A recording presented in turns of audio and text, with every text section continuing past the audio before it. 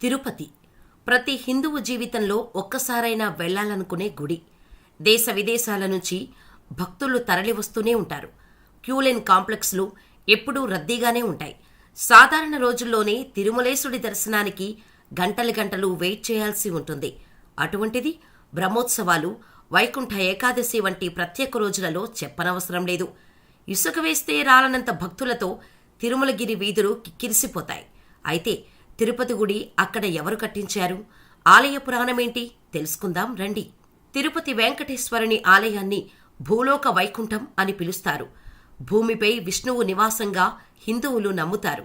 కలియుగంలో తన భక్తులను మోక్షం వైపు నడిపించటానికి విష్ణువు తిరుపతి ఆలయంలో కొలువై ఉన్నాడని అంటారు. మనోహరమైన వెంకటేశ్వరుని విగ్రహానికి ప్రతిరోజు పూలు, వస్త్రాలు, ఆభరణాలతో అద్భుతంగా అలంకరిస్తారు. ఈ వెంకటేశ్వరుని ప్రధాన విగ్రహం గురించి అనేక రహస్యాలు కూడా ఉన్నాయి. అంతేకాదు, ఈ విగ్రహ రూపంలో వెంకటేశ్వర స్వామి కొలువై ఉంటారని భక్తుల నమ్మకం. శ్రీ వెంకటేశ్వర స్వామి స్వయంభూ విగ్రహం ఉన్న ప్రదేశాన్ని ఆనంద నిలయం అంటారు. ఆనంద నిలయంలో భోగ శ్రీనివాసమూర్తి అందమైన విగ్రహం కూడా ఉంటుంది. భోగ శ్రీనివాసుని విగ్రహం వెండితో తయారు చేయబడి 1 అడుగు ఎత్తులో ఉంటుంది. ఈ విగ్రహాన్నే భోగ శ్రీనివాసమూర్తి అని అంటారు. కౌతుక బేరం, పురుష బేరం అని కూడా అంటారు. ప్రతిరోజు భోగ శ్రీనివాసునికి ప్రాతకాలంలో మంత్రోచ్చారణాల మధ్య అభిషేకం జరుగుతుంది.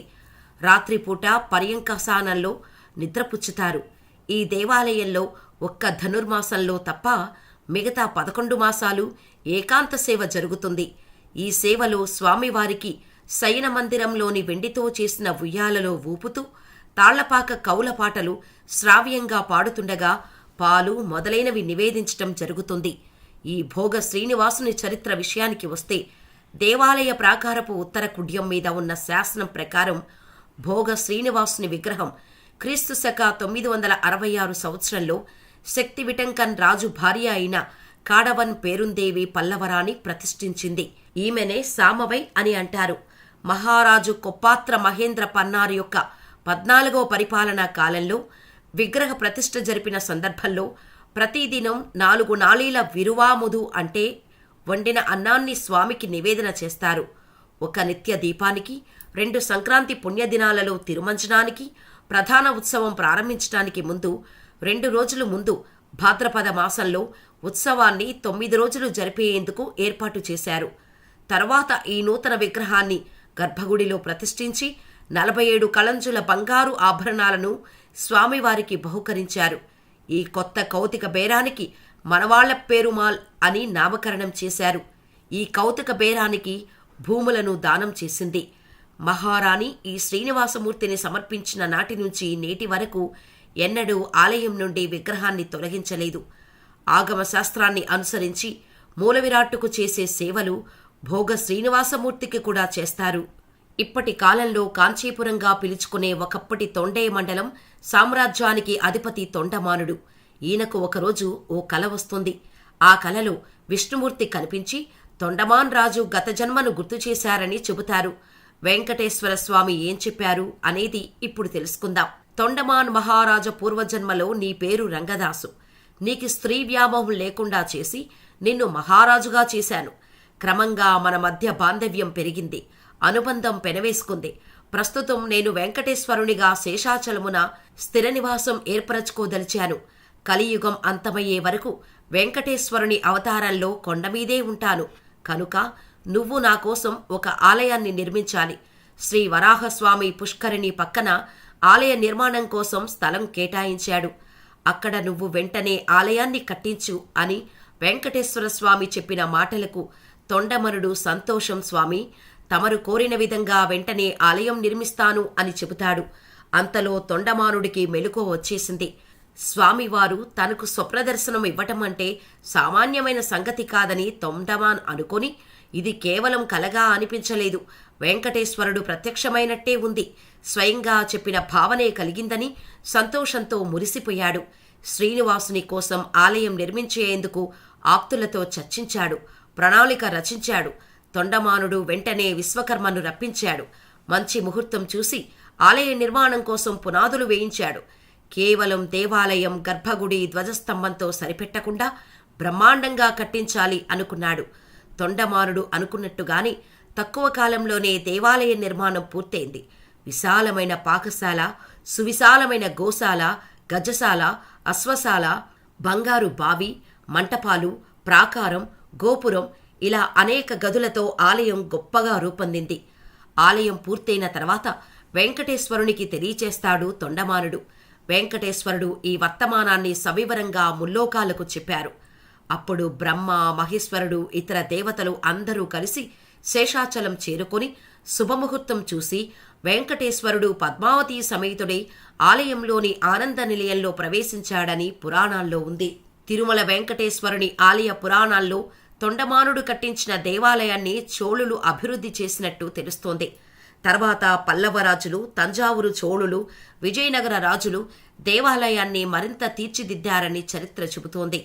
విజయనగర సామ్రాజ్యం కాలంలోనే తిరుపతి బాలాజీ దేవాలయం సంపదతో అభివృద్ధి చెందిందని అంటారు.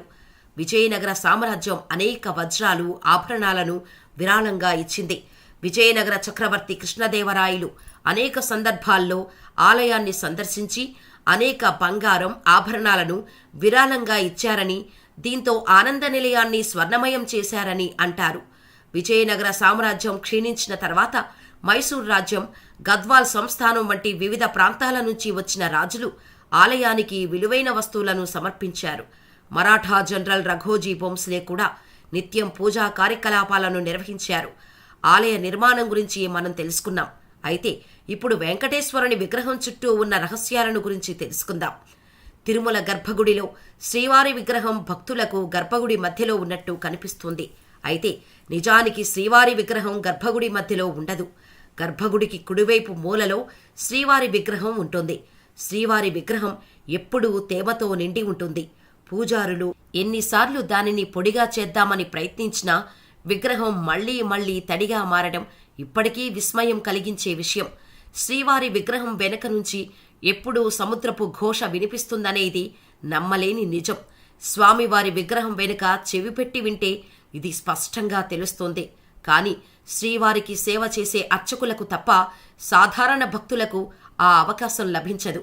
అంతేకాదు, వెంకటేశ్వర స్వామివారి విగ్రహానికి పట్టులాంటి మృదువైన చిక్కులు లేని నిజమైన జుట్టు ఉంటుంది. దీని వెనుక ఒక కథ కూడా ఉంది. వెంకటేశ్వరుడు భూమిపై ఉన్న సమయంలో ఊహించని ప్రమాదంలో తన జుట్టులో కొంత భాగాన్ని కోల్పోతాడు. ఇది గమనించిన నీలదేవి అనే గాంధర్వ యువరాణి తన జుట్టులో కొంత భాగాన్ని కత్తిరించి శ్రీవారికి ఇస్తుంది. భక్తితో సమర్పించిన తన తలనీలాలను స్వీకరించాలని కోరుతుంది. ఆమె భక్తికి మెచ్చిన వెంకటేశ్వరుడు ఎవరైతే తనను దర్శించేందుకు వచ్చి తలనీలాలు సమర్పిస్తారో వారికి సదా తన అనుగ్రహం ఉంటుందని వరమిస్తాడు. అప్పటి నుంచి తిరుమలకు వెళ్లే భక్తులు తమ కోరికలు తీరకముందు, తీరిన తర్వాత స్వామివారికి తలనీలాలను సమర్పించటం ఆనవాయితీగా మారింది. పచ్చకర్పూరాన్ని ఏదైనా రాతికి పూస్తే ఆ రాయి అతి కొద్ది కాలంలోనే పగుళ్లకు గురై విచ్ఛిన్నమవుతుందనేది శాస్త్రీయంగా నిరూపితమైన నిజం. కాని శ్రీవారి విగ్రహానికి నిత్యం పచ్చకర్పూరం రాస్తున్నా ఏమాత్రం చెక్కుచెదరకపోవటం ఆశ్చర్యం కలిగించే విషయం. దీన్ని బట్టి శ్రీవారి విగ్రహం భూమిపై ఎక్కడా లేని అరుదైన రాతితో ఏర్పడినట్టు భావిస్తారు. తిరుమల శ్రీవారి విగ్రహం రాతితో చేసిందే అయినా ఎప్పుడూ సజీవమైన జీవకళతో కనిపించటం విశేషం.